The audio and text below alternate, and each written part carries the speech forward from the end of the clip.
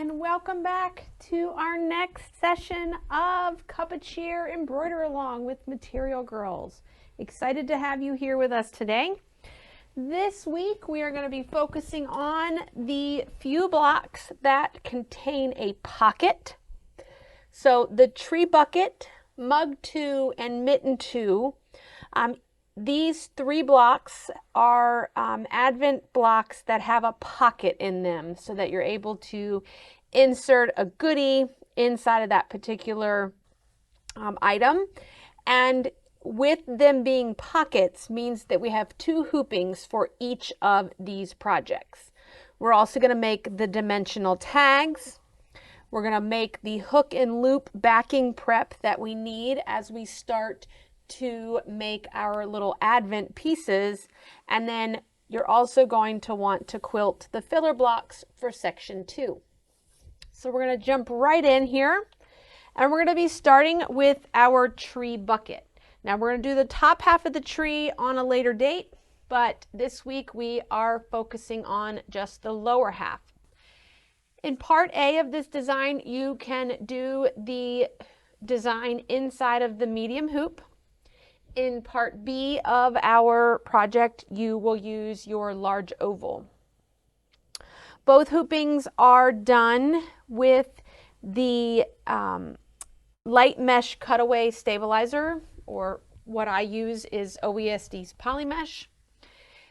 Only the second part of the hooping is quilted, and when we get to that quilting, we need to make note because our embroidery design needs to be centered from top to bottom, but needs to be positioned 1/4 of an inch to the left of the quilting. So we're going to need to do some moving for this project. And then there are special trimming instructions as well when we go to trim our project down to 6.5 by 8.5. Page 35 is where you will locate all the instructions here for the tree bucket. We're going to, one second, get ourselves set up. So we're going to take our bucket fabric, our red 5 by 8.5 inch rectangle here. Let's zoom in a little. Okay, and in here we're going to fold this in half, right sides together, and press well. We're also going to apply a piece of fusible woven to the wrong side of the fabric, right at the folded edge. Okay, we are going to hoop in our medium hoop. We're going to hoop the Polymesh stabilizer. I have threaded my machine with red thread, and we're going to go ahead and stitch the first color of this design, which is just going to give us a placement line so that we know where to put the fold of our bucket fabric. Opened up the correct design file. So for this project, the first part of the bucket is this option right here. Like I said, it will fit just inside of that medium hoop.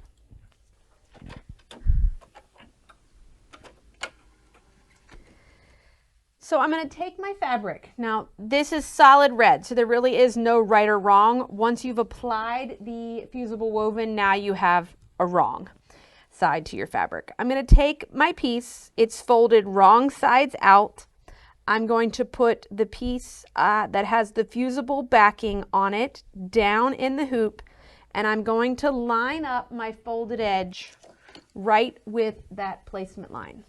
Okay, so once I have myself lined up, I'm going to kind of hold on to that.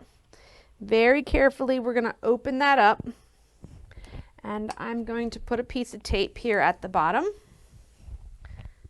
and make sure that's back out of the way.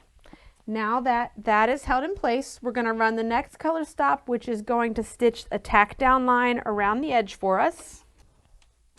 And then once our tack down is done, You're going to change your thread to whatever color you would like your numbers stitched in.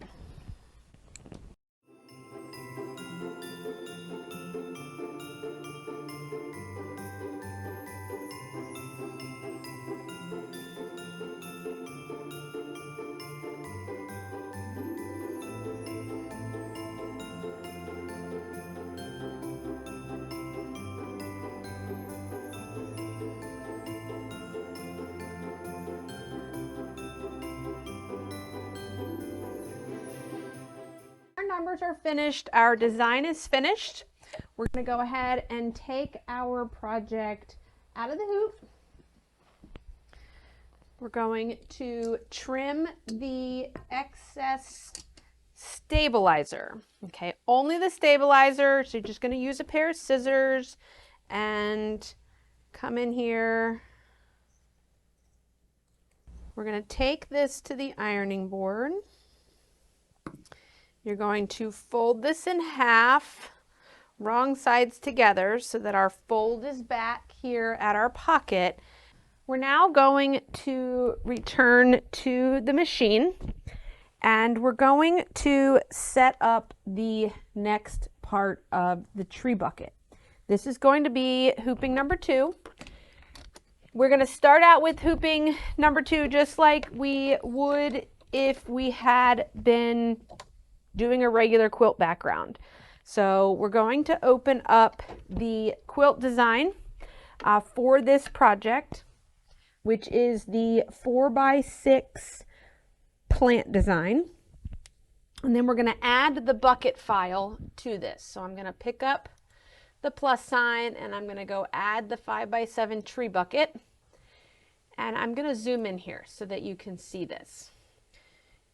Align the block file centered from top to bottom and 1/4 inch from the left of the quilting design. So top to bottom, not a problem, right? As long as we don't move the design up or down, it will stay centered top to bottom. We want this to be a 1/4, this pink line right here, to be a 1/4 inch from the quilt design. So we're going to bring this pink line and line it up to that second line right there in our file.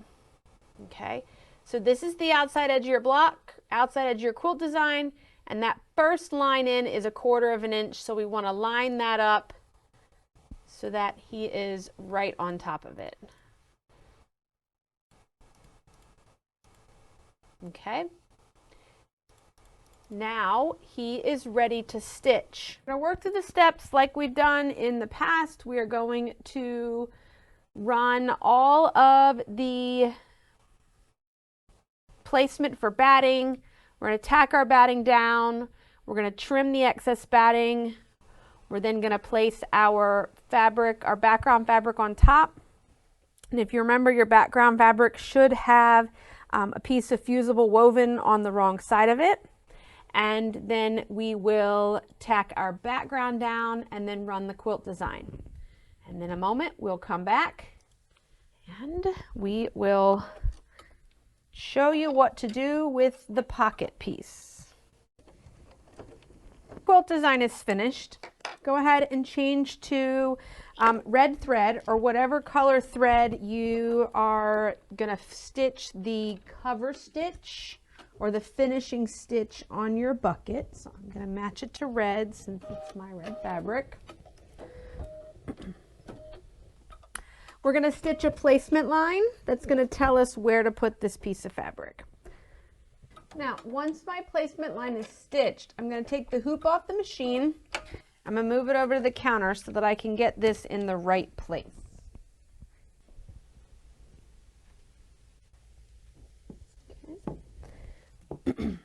Now you have your pocket piece from hooping 1. You have pressed it in half, wrong sides together, so we have a nice finished edge right here.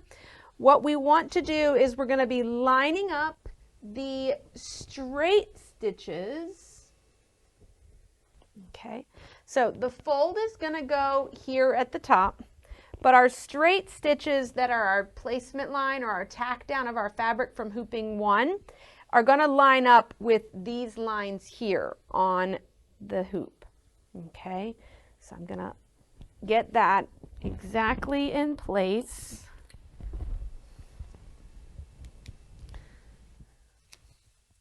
Use a little tape to hold everything while I move it back to the machine. Also help me make sure that everything is exactly where I want it to be. And all is good. We're going to go back to the machine. He's going to stitch us a tack down. We're going to stitch the tack down. We're then going to trim the excess fabric from outside of the tack down, and then we will run the detail satin stitch for the outline and the handles.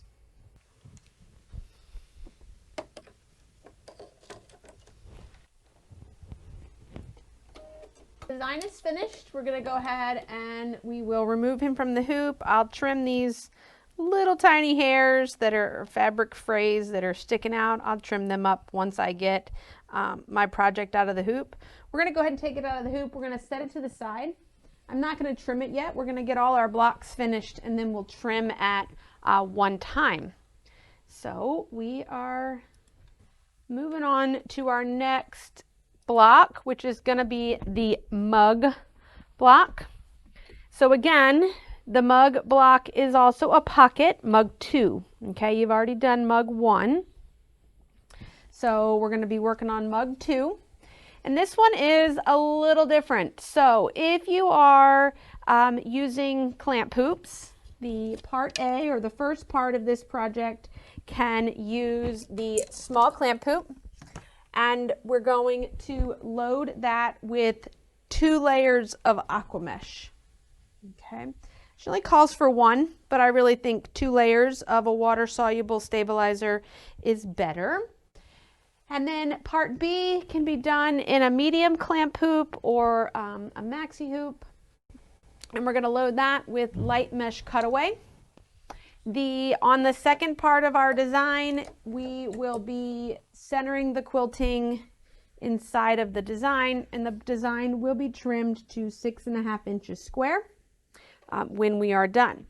Okay, so let's go ahead and take a look at the first part of this design, which is going to be this little mug shape.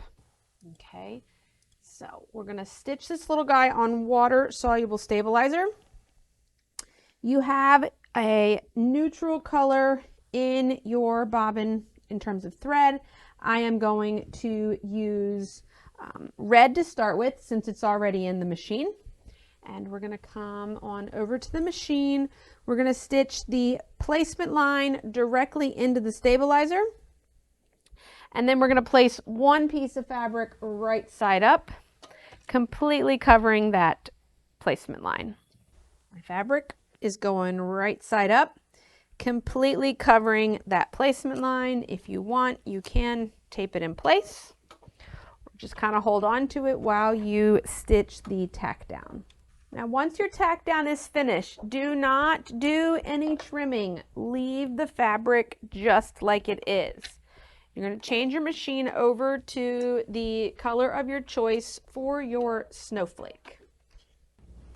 Now, once our snowflake is finished, I'm going to change my upper thread back to red. I'm going to take the hoop off the machine, and we're going to place a piece of red fabric on the back side of this hoop.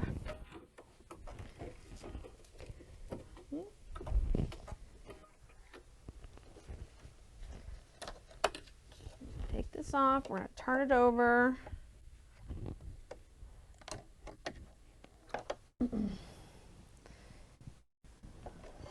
Put a piece of fabric back there. I'm going to tape it in place so that when I turn my hoop over, it doesn't come off. So we're taped on there. Put this back on the machine. And now we're going to stitch the tack down and alignment stitches for that back piece. Go ahead and pull the hoop off the machine. We're going to be trimming away only the top curved edge on both the front and the back of the hoop. You're also going to want to go ahead and put in a bobbin of thread color that matches whatever color you are planning to use to cover stitch the top of this cup. Okay, so I'm putting in a red. We're going to be trimming the top curved edge on both the front and the back of the hoop. I'm going to return the hoop to the machine, and we're going to stitch the last color stop here, which is going to stitch us a satin stitch right here. And that's part of the reason why I wanted you to put 2 layers of wash away. It's because half of the satin stitch is just going to fall into the stabilizer, and I just don't want, depending on the brand that you're using, I don't want this to perforate. Okay, so back to the machine. Bobbin matches your top thread, and we're going to run the color stop.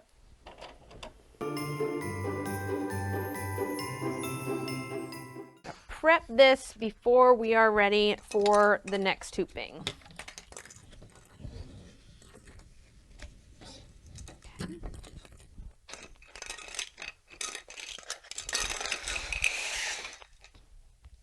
I'm going to take my scissors or rotary cutter and a ruler, and I'm going to just trim around the edge of the fabric just to get rid of the excess stabilizer.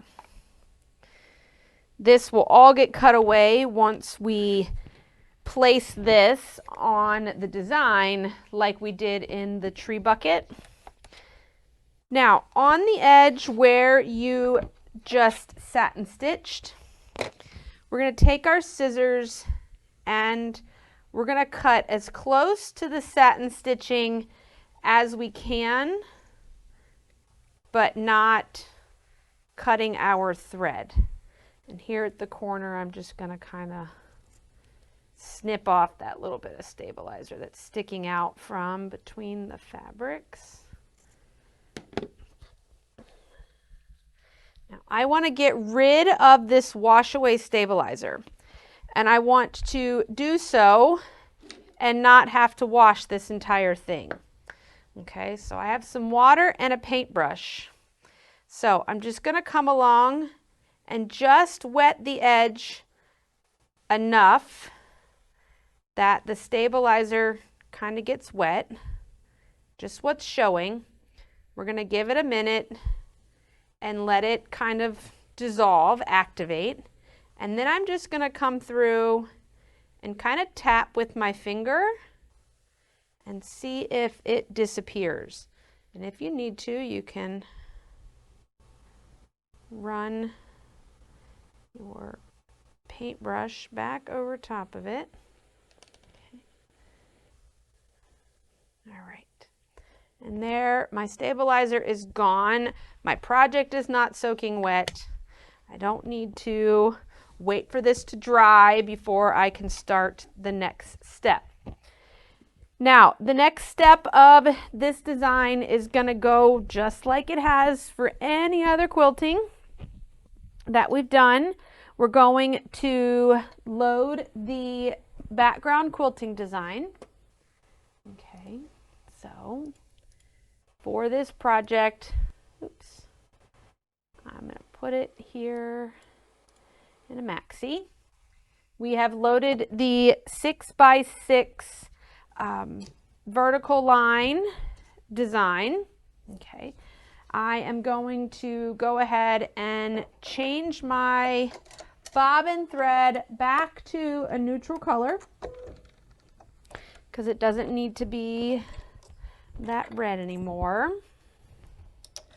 I'm going to hold on to that bobbin. I'm going to drop it in with my cup of cheer stuff just in case we are in need of another red bobbin.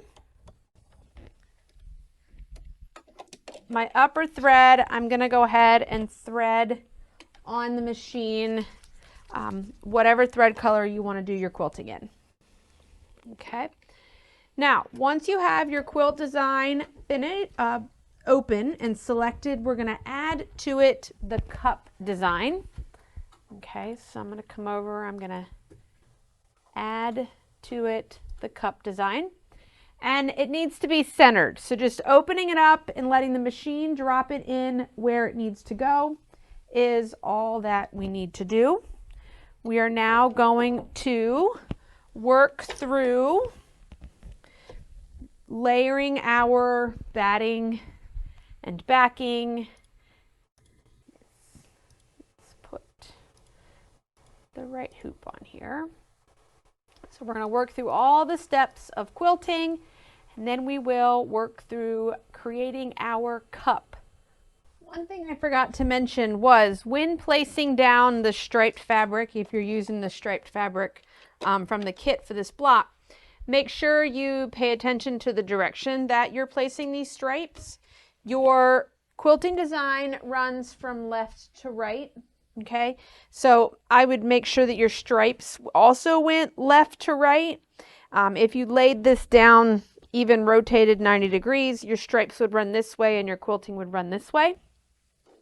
If that matters to you, pay attention to the direction of this stripe when you lay the fabric down to be appliqued.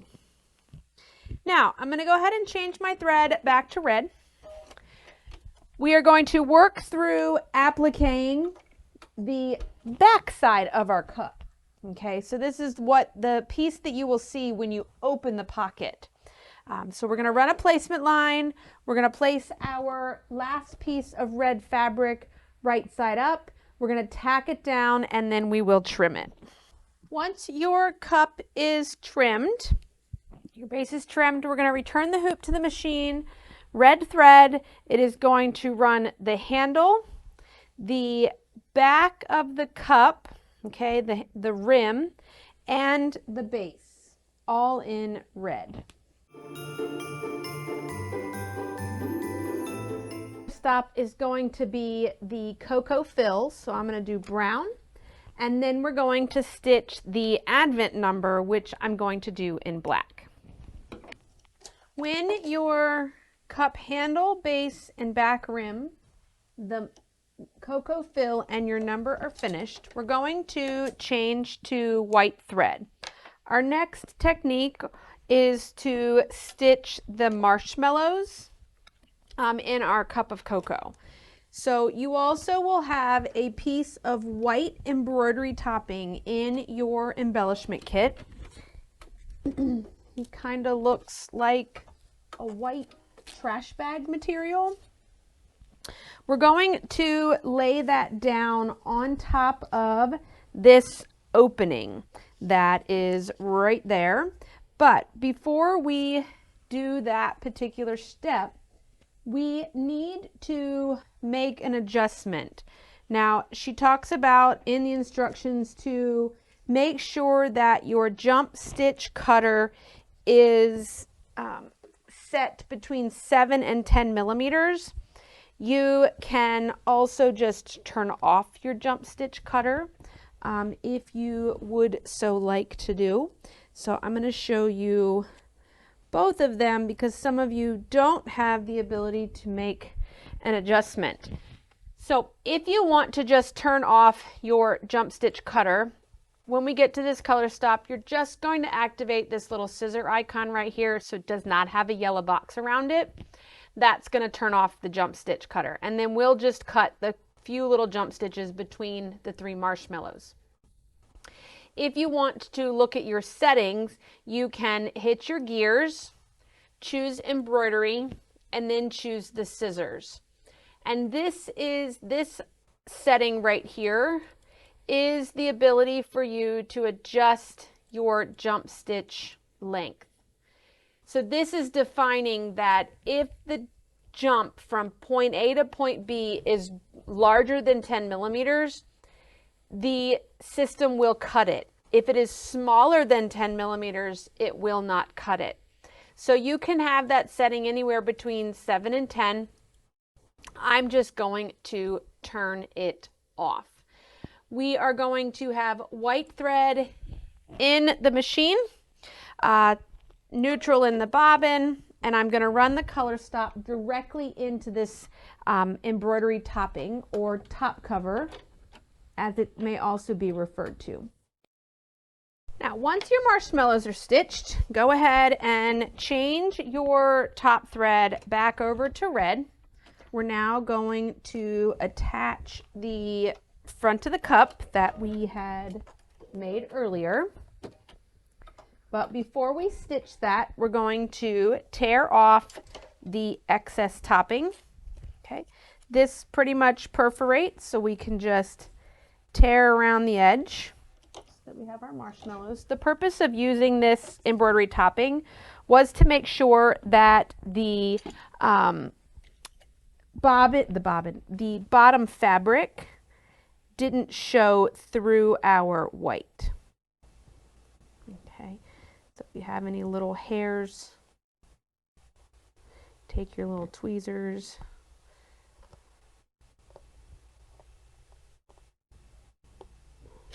Okay, clip any threads. All right, we are going to we're going to go ahead and stitch the mug placement line and our alignment stitches.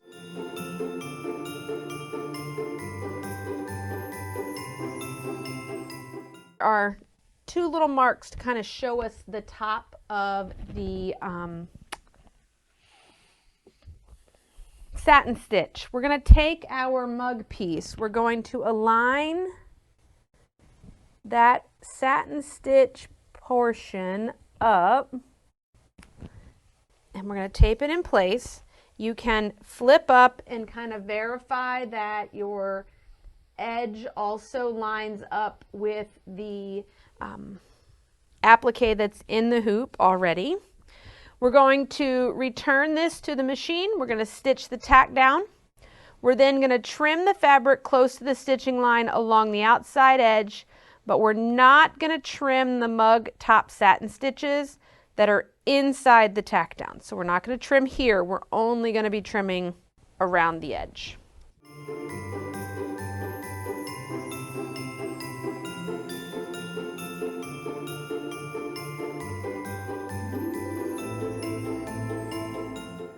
We're going to return the hoop to the machine. Once that's trimmed, we're going to run the final color stop, which is going to stitch our tack down, and you now have a pocket inside of your mug. Now our mug is finally finished. I feel like this block took forever to stitch. I did realize that this probably should have been stitched in brown and not black, but oh well, I'm not doing it again. I'm going to go ahead and take this out of the hoop. He's going to be trimmed to the 6.5 inch square. We'll go over trimming while our machine is running the dimensional tags in a little bit. We're now going to get ourselves set up for stitching mitten 2. This will be our last pocket block. Right, so our mitten is pretty much going to be very similar to our cup that happens here. It's going to be a 2 hooping project. We have the first part of the design can be done in the medium hoop. The second part of the design will be done in the large oval. Part A is going to require you to hoop 2 pieces of wash away stabilizer.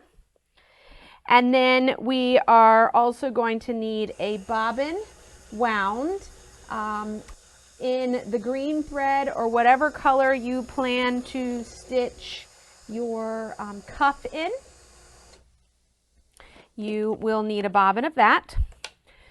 We also are going to need a piece of medium tearaway. Now this can be a medium tearaway, or I like to use Ultra Clean and Tear as my medium tearaway, but it can be either one. We'll just need a piece of it. We don't need to fill the hoop or anything like that. We just need a piece so that we are able to stabilize a little area. We are going to need our poly mesh for our second hooping because that will be our quilting hooping. And then we will center the quilting design, and then there is special instructions for when we go to trim. There's one more thing that I want to add before we start mitten number 2. This is by far going to be one of the most challenging blocks that you do. I do find the alignment at getting the pocket portion aligned with the piece already in the hoop extremely challenging because this top is already satin stitched, and then we're adding the sides in the second hooping. So if this section doesn't 100% match, then you're going to kind of see the issue, and you'll see it when I show you my block after we stitch it here. But just be patient, take your time, maybe not do this block if you've been stitching for the last 6 hours. Maybe save mitten number 2 for the beginning of the day. So we're going to open the first part of the design. The first part of the design is going to be the one that looks like a full mitten. Okay, like I said, he will fit in the medium hoop. We're going to work through this design very much like we just did. We're going to run a placement line. We're going to tack down a piece of our red fabric. We're not going to trim it. Okay, we're just going to tack it down. We're going to run through all the decorative stitching that we did. And if you remember back at, I think it was week 1 when we stitched mitten 1, I had you turn off your thread cutter for the dots in this. Completely your choice. If you want mitten 1 and mitten 2 to match, I would make sure that you reference back to which colors you chose for these color stops.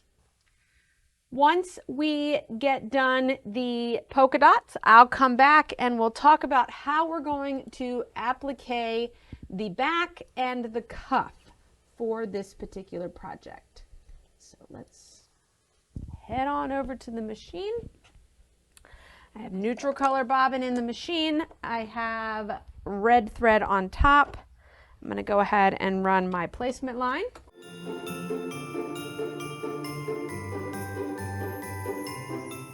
The red fabric right side up, covering all of that, and tack it in place. Reference back to mitten 1, and I'm going to stitch the next 3 color stops in the same colors that I did on mitten 1 because I want my 2 mittens to match. Even though they're not going anywhere near each other in the project, I just want them to look like a pair. Now when your polka dots are finished, you're going to take the hoop off the machine. We're going to apply a piece of red fabric to the wrong side of the hoop, and we're going to then return the hoop to the machine. So there's our red fabric taped in place right side out. We're going to return the hoop to the machine. We're going to stitch the tack down, which is going to stitch all the way around, but then we're only going to trim one place. It's tacked on, and tacked on correctly. We are only going to trim the top edge of this cup, both front and back. Okay, so I'm only coming across the top.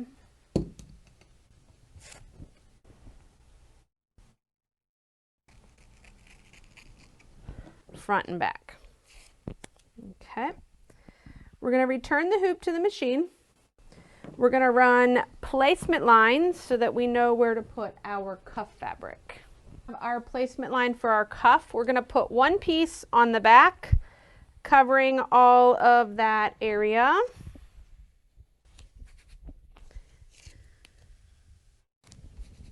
And then we're going to turn the hoop over, and we're going to place a piece on the front, covering all of that area. We're going to return this to the machine. So we have front and back. We're going to turn this to the machine. We're going to run the tack down, and then we're going to trim in 2 places only. Hoop coming off the machine. We're going to trim just the top and bottom. We're not going to go around the corner. We want to leave the excess fabric to the left and right. So I'm only trimming top and bottom.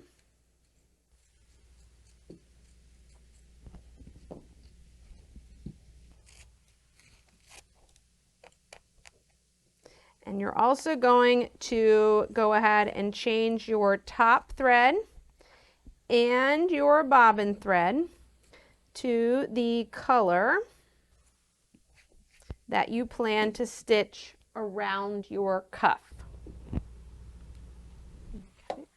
So I'm going to change both my top thread and my bobbin thread to green. And then we're going to run the next color stop, which is going to run the satin stitch just on the top and bottom of that cuff fabric. So do not panic when it doesn't go all the way around that rectangle. Now, before we run the color stop of the satin stitch, we're going to take a piece of that tearaway that I talked about, and we're going to apply it to the underside of the hoop. Okay, so I'm just going to put a piece there. It's just going to give a little bit of extra support to the wash away in the fabric when it stitches this dense satin stitch. Now, when this portion of your design is finished, we're going to go ahead and take it out of the hoop. We're going to trim up the excess stabilizer from around the design, and you can go ahead and tear off the tearaway that's there. We're going to now do part B of the mitten. So with part B of the mitten, we need to open our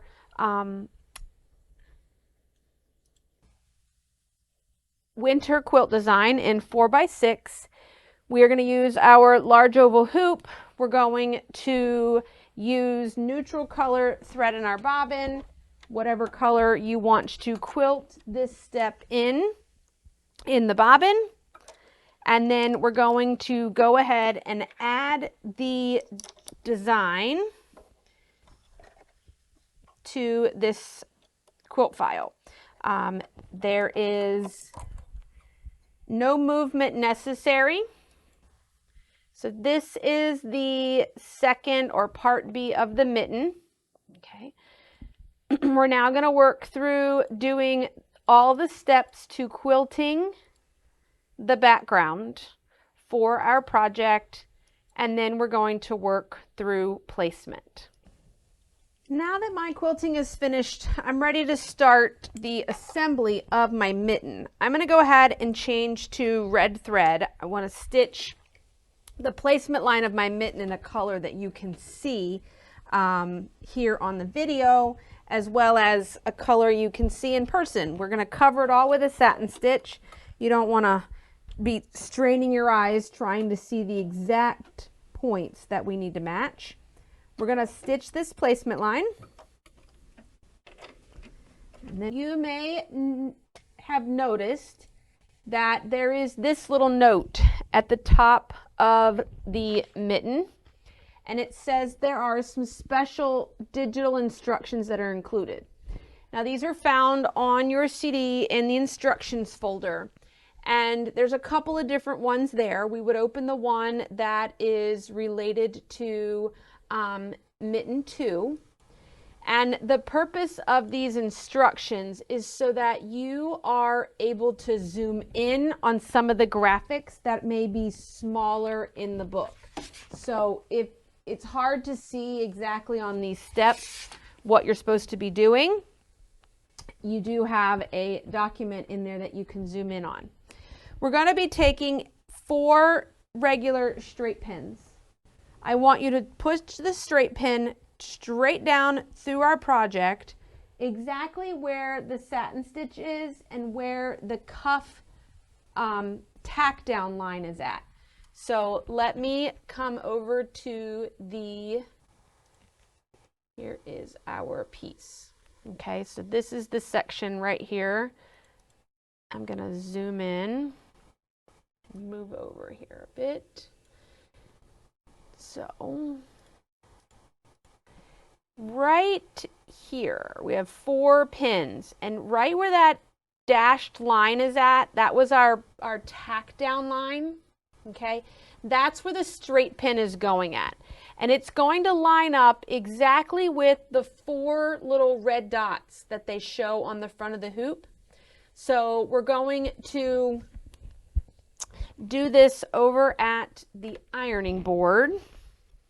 Okay, so that you will be able to see this. And we're going to zoom in a little, and I'm going to get my tape.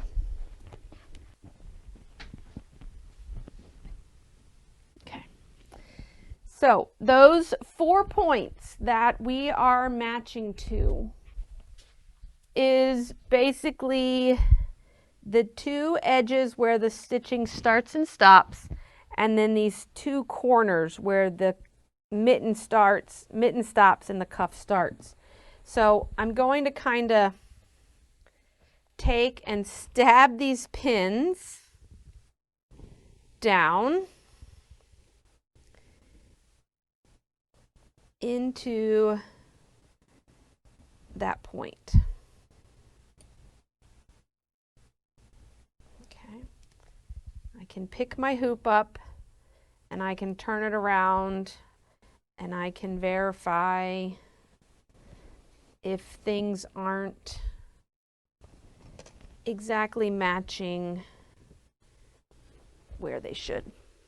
Okay, so if I turn this over, those pins should come out right where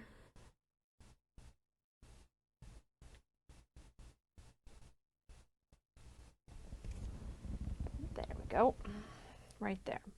This is the most important section of this, is this cuff placement, because we need to be able to make sure that this satin stitch is going to start and stop exactly where the other one was. Okay, this is not as important, but I mean, we want to be in the general area. So once I have everything lined up where I want it, I am going to put tape here, and I can carefully pull out my pins and not do that. So let's do this again. Right, now that that's all pinned there and everything matches the way that I want, I'm going to return it back to the machine over here. And I'm going to tack my mitten piece down. Okay, so we are going to make sure that I'm going to keep these pins in here, but they're nowhere near this line that it's going to stitch. And we're going to stitch the tack down.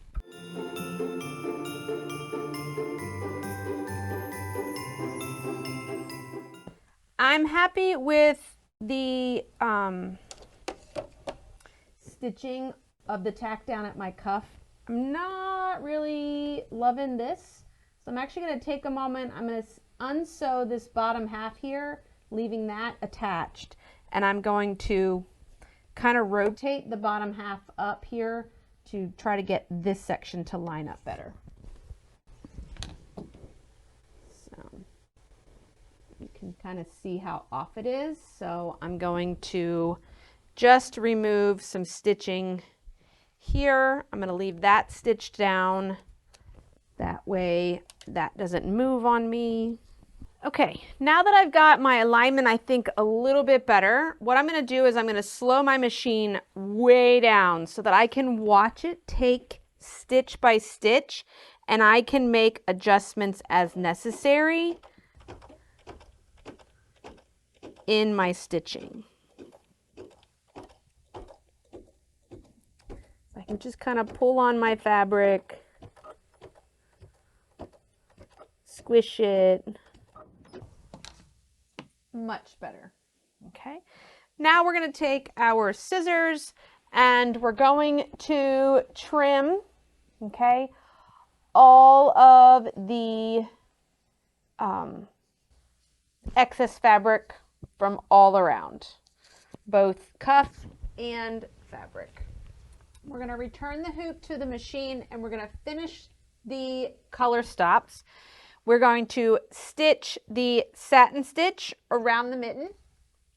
We are going to stitch the sides of the cuff, the advent number 10, and then we have 2 lines that are going to stitch for trimming guides. And I'm just going to do that and leave it in the color I stitched the number because it'll be caught in the seam allowance or trimmed off.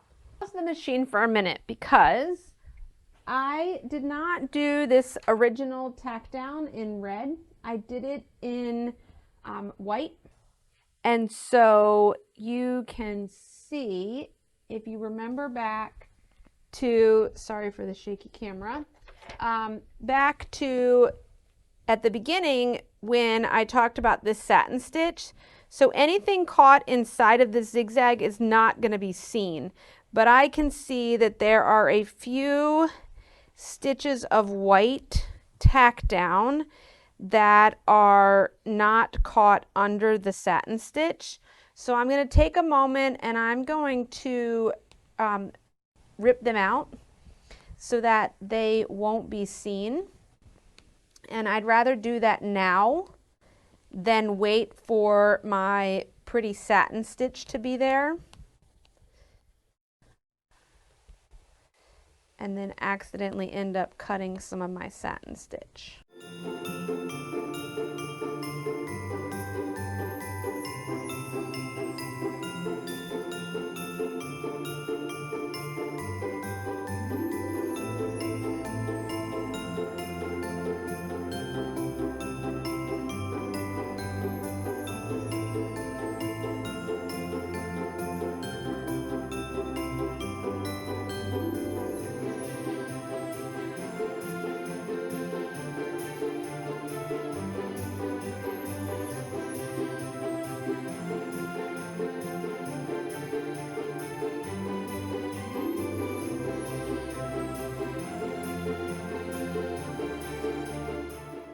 Once your design is finished, you can pop your design out of the hoop.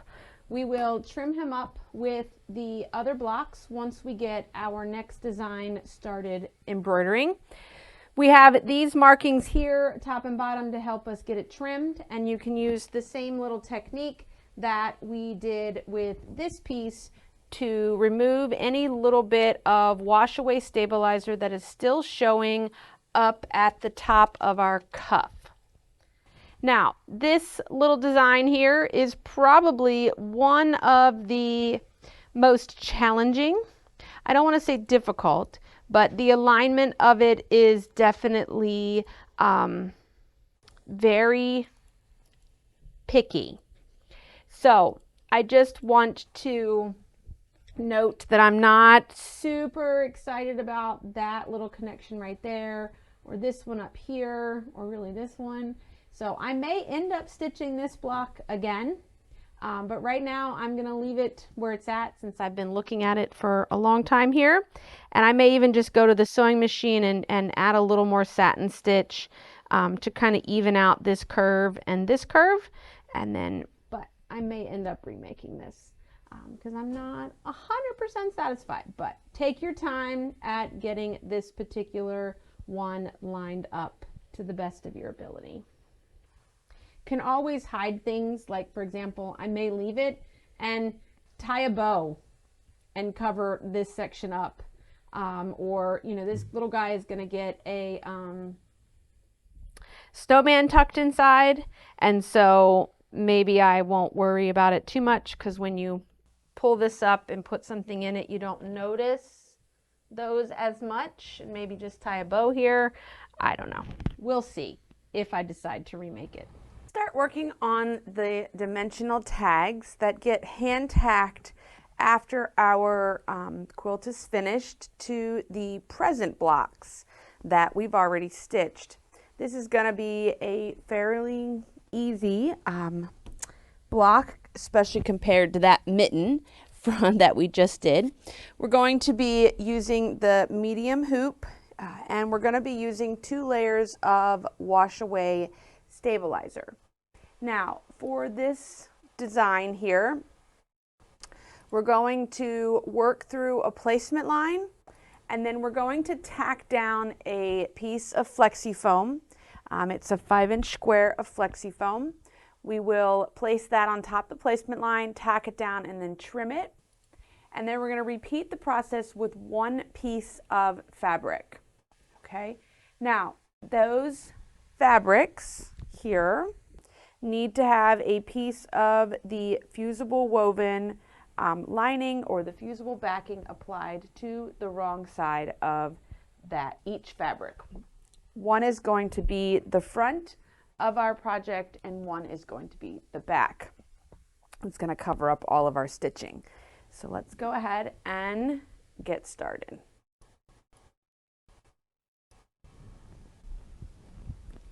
I'm going to do this entire project in the red thread. I have neutral color bobbin in at the moment, but we'll be changing to a red bobbin when we get to do the cover stitching. Now that my flexi foam is stitched, I'm actually going to skip the next color stop. Next color stop is going to tell me where to put this piece of fabric. I think it's pretty obvious. So I'm just going to go ahead and lay my fabric, making sure that it covers all of those circles. I'm going to tape it in place. And I'm going to tape it in place on all 4 sides. We're going to put some fairly heavy dense stitching in here, and I just want to make sure it doesn't wrinkle on me. Return this to the machine. We're going to stitch the tack down, and then we're going to stitch the numbers. The number stitching finished, we're going to take our other piece of fabric. We're going to apply it to the wrong side of the hoop. Okay, right side out on the back side of the hoop. Tape it in place. We're going to return the hoop to the machine and we're going to run the tack down for that back fabric. Once we've run the tack down, we are going to trim both sides of that fabric. Both sides are tacked on. We are going to now trim the fabric away from both sides, from all the way up close to that stitching line. Before I return this hoop to the machine, I'm going to change my bobbin thread out to match my top thread. We're going to be running a satin stitch around the edge of each of those circles, and we need our bobbins to match the top. Doing red, you should have that red bobbin that we used from earlier. Top is red. My bobbin is red to also match. I'm going to pull my bobbin thread up to the top here just so I can make sure I have both tails. And we're going to run this color stop. It's going to stitch a satin stitch around all the edges. While that runs, we're going to go ahead and take a moment and trim our blocks from earlier. So we'll start with the cup here because he's easy. We're going to be trimming him to a 6.5-inch square. So if you're using your orange pop rulers, you can grab the 6.5-inch square. You can lay him down, centering him inside of that. I'm going to drop my next one on just to give my hands more to hold on to. There is our cup of cheer pocket, mug number 2. Trim him to 4x6, keeping him centered. And if you remember, we have those markings that we want to make sure that we use to make sure that we are centered top to bottom here.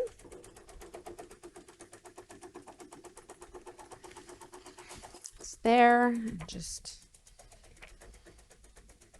as a reminder, with the trim lines on the top and the bottom inner edge of the ruler horizontally centered. So they're on top and bottom of the ruler. I have about 2 fingers distance between the two. We have our mitten. And the last block that we have to trim up is our tree bucket. This block is going to be 4.5 tall, 6.5 wide. And the special trimming instructions that we have are that we need to make sure that, zoom in here, we have definitely a distance of 1/4 inch from the top of this bucket to the edge of our block. Because when we go to sew the tree to this, we don't want to be too far away. We want the tree to look like it's in the bucket, but we also don't want to be sewing the bucket closed. So there's a couple of things that you can do. You can take your ruler, your orange pop ruler, you can put your 1/4 inch mark right there and line up the edge of your orange pop ruler, keeping 1/4 inch from there. You can also, I would measure 1/4 inch from the top, mark a line, and then line up the edge of your orange pop ruler with that line. Do not rely on the placement line that was stitched there to be your 1/4 inch mark. Always double check to make sure it is correct before you just cut on that placement line. There's our bucket. Okay, it's got 1/4 inch from the top of our pocket. Now, you'll notice that inside of that pocket, there is that original placement line. I am going to take a seam ripper and remove that original placement line if you stitched it in a color that didn't blend in with your background. So I will take some time and remove that. And then we have our blocks trimmed just in time for our buttons to be stitched. There is our buttons. We are going to take these out of the hoop. We're going to trim the excess stabilizer as close to the edge as we can. And then you can take the paintbrush and wash away the extra stabilizer, just like we have done in previous blocks this week.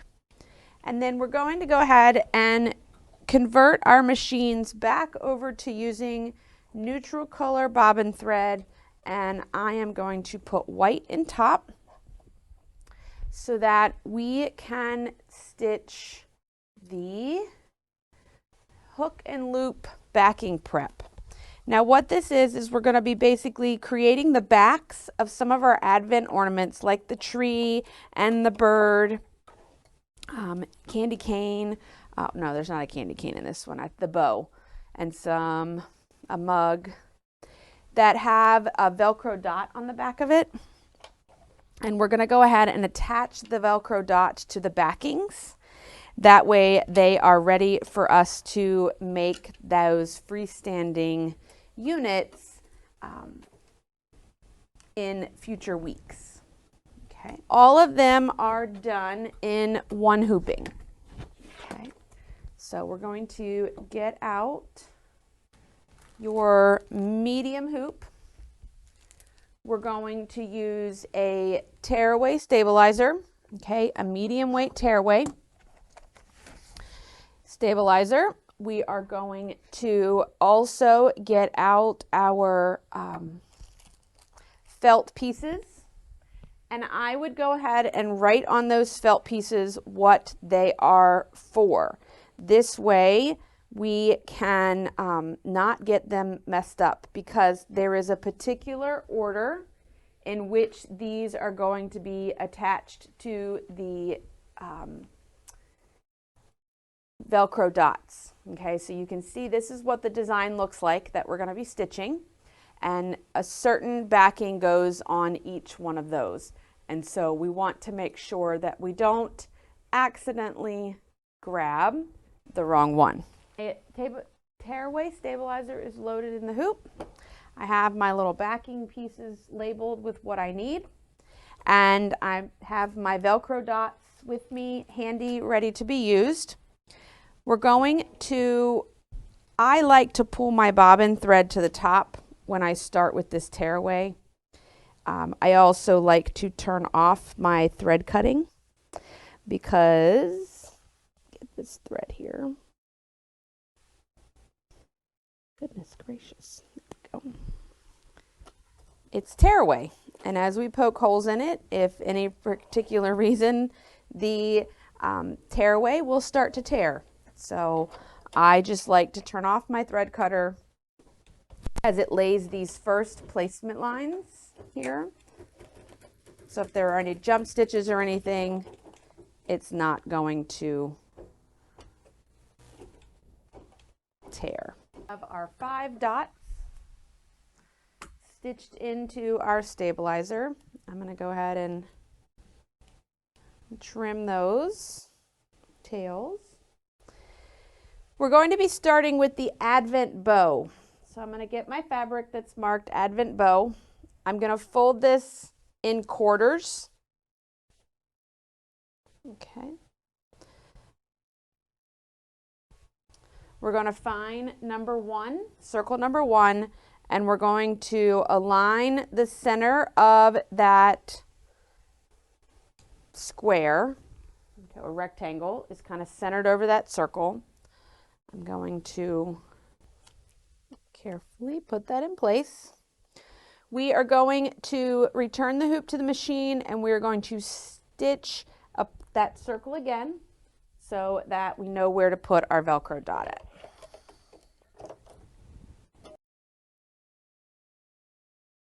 Right, we need a 3/4 inch rough Velcro dot, okay, that we're going to center over that placement line, and we're going to tack him down. Pull the hoop off the machine, and you're going to be like, how am I going to get my next piece on without stitching into something we've already stitched? So what we're going to do is, probably won't tape, you're going to very carefully tear out this circle.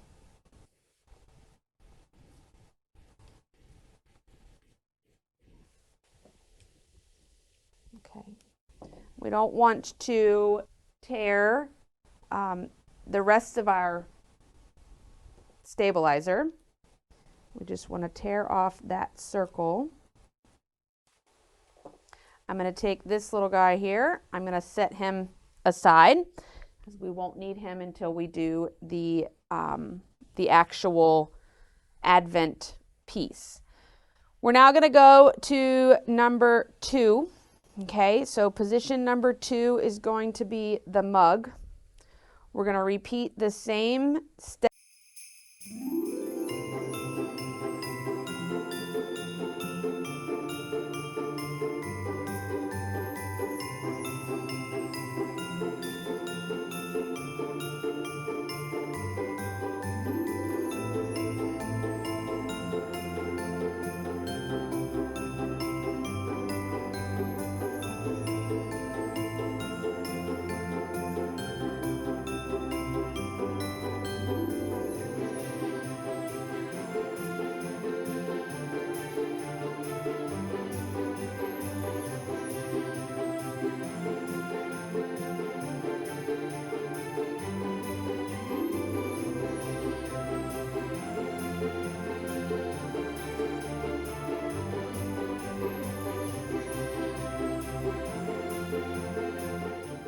Remove him from the hoop. You can take the excess stabilizer out of the hoop. These designs are finished. You can go ahead and put these backing pieces either with the appropriate pieces to create the Advent units, or just keep them all together. You can return them to your bag, and we will pull them out when they are needed for when we start assembling those Advent elements. Next up on our list for today, the final option is quilting the filler blocks for unit or section 2. Okay, so again, those designs you can reference back to last week's video if you are unsure how to quilt them, but our units, we only have 4 that need to be stitched for this week. None of them need to be pre-pieced together prior to quilting them. Okay, so you just need to have them, let's see, here we have 1, 2, 3, and 4. The biggest thing to note with these quilted units is that there are some directional pieces, directional quilting. Only mostly because, like, for example, in number 4, you see how these stockings we quilt with the strip up and down, but in the unit, the block is going to go like this, okay? So you can see that we have a set of quilting that goes basically left to right, and then we have a set of this quilting that goes top to bottom. So just make sure that when you do this, that you open the correct file, okay? So that's why there is a horizontal and a vertical design option for both. So it is important that you open the right design, because otherwise your stockings may end up sideways when we go to rotate this block. So just make sure that you open the right file when you go to quilt. But they get quilted in the same technique as last week's video. All right, so just as a recap, let's look at what we have here, and we'll trim up those tags as well.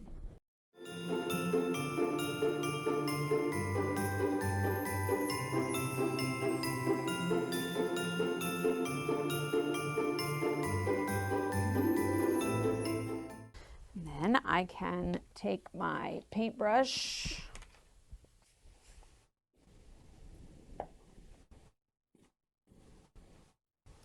and I can just kind of go around the edge. I do one layer and then I kind of let it sit for a moment so that it can activate the dissolving of, kind of saturate it.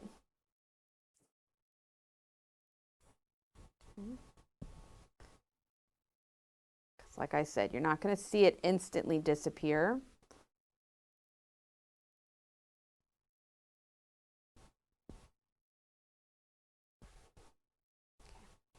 And then I'll come back and do it a second time, but I will kind of rub my finger along the edge, and that will get some of that dissolved stabilizer off.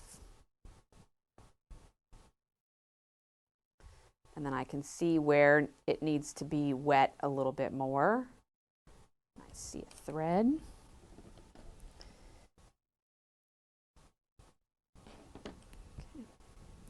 So that's the look we're going for there.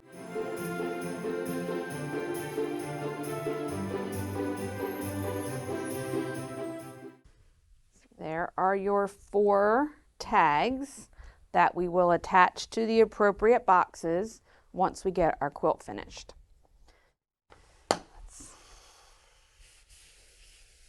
get all that water out of the way here. So just as a review, we have our cup, our mitten, our tree bucket. We have our 3 little product tags or gift tags. You have your quilting for section 2. And we have our hook and loop backing prep for this week. It was a lot this week because each one of those top 3 there are 2 hoopings. So that took just a little bit longer. They're a little more intensive because of needing to do each one of them technically twice. Well, I wish you a happy week of stitching, and I'll see you back here next week at the same time to start our next section of the Cup of Cheer quilt. Thank you everyone for joining us today. Be sure to like, subscribe, and if you have any questions, please feel free to reach out in the comment below, and I will happily get back to you and answer any questions that you have. Have a great day.